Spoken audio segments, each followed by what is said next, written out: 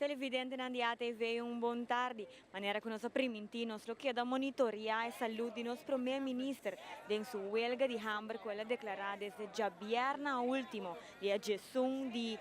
Juli, cu a ora che nanan qua alrededor di 4 ore di tardi riba già domingo, ta cumpli masco 50 ore con nostro premier ministro, signor Mike Eman, ta arriba un huelga di Hamburg. Nos por visa que en el momento nan aquí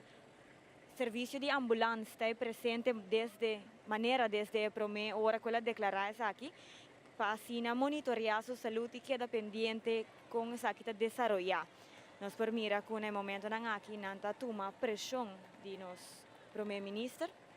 y así también así debido chequeo para asegurar que está bom de salud y que es posible riba e huelga de hambre aquí para continuar su lucha.